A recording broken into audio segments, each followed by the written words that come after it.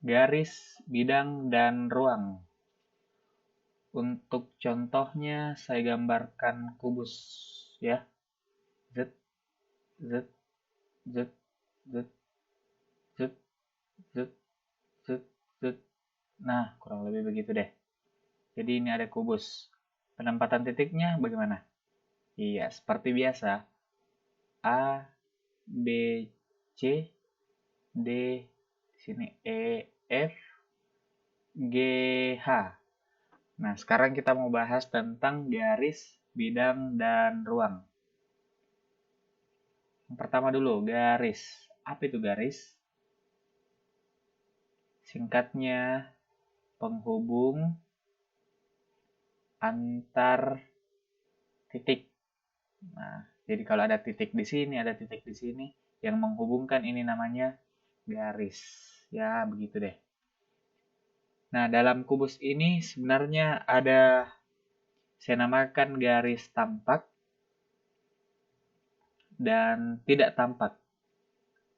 Tidak tampak. Garis tampak, apa saja garis tampak? Ya, yang kelihatan. Rusuk sejati berarti ada garis AB, berarti A ke B. Ada BC, ada CD, dan lain-lain deh. Kalau garis tidak tampak berarti dia tidak kelihatan pada gambarnya. Misal garis BD, kan ini BD tidak ada garis di antara B dan D. Tapi kalau saya tuliskan garis BD yang dimaksud itu dari B ke D, berarti yang ini nih. Walaupun tidak terlihat ada garis pada bidang itu, pada bangun ruang itu. Oke? Misal garis apa lagi? Garis DF. Garis DF. Nah, ini juga kita misalkan ada garis dari D ke F. Jadi seperti ini. Ya, begitu deh. Sekarang apa selanjutnya? Yap, bidang. Apa itu bidang? Nah, bidang itu ini. Suatu garis yang menghubungkan tiga titik atau lebih, di mana titik pertama sekaligus dijadikan titik akhir.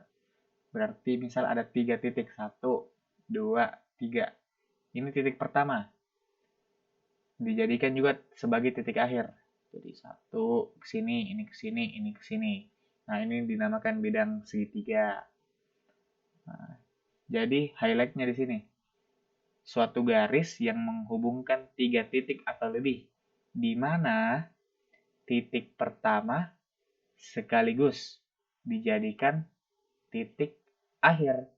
Jadi kalau umpamanya kita cuma pakai kalimat pertama, suatu garis yang menghubungkan tiga titik atau lebih, itu belum tentu menjadi bidang. Bisa jadi begini. Ada titik pertama, titik kedua, titik ketiga, z, z. Nah, ini kan bukan termasuk bidang. Tapi di mana titik pertama sekaligus menjadi titik akhir, itu disebut bidang. Ini misal titik pertama, ini juga jadi titik akhir. Z, Z, jadikan titik akhir. Z, nah seperti itu. 3 atau lebih. Saya hapus dulu. Oke, saya bacakan ulang ya. Siapa tahu ada yang tidak bisa membaca tulisan saya.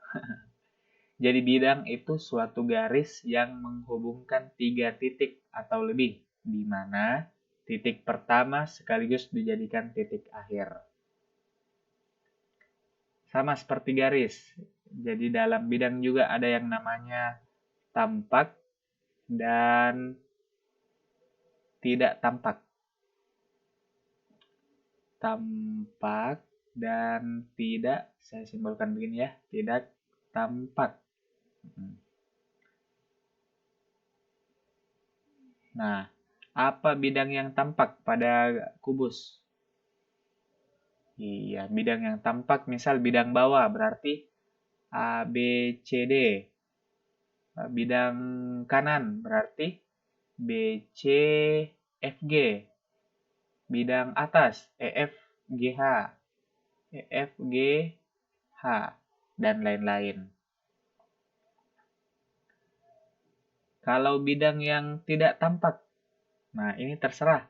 Misal saya mau bangun bidang BDHF. Nah, yang mana nih BDHF? Iya, betul.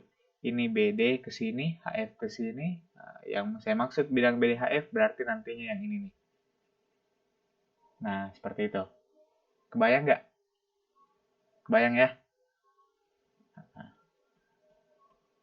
Bidangnya juga bisa jadi berbentuk segitiga. Misal saya taruh bidang misal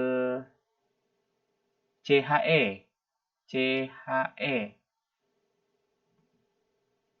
Bidangnya yang mana? Ya, HE ini kita tarik ke C.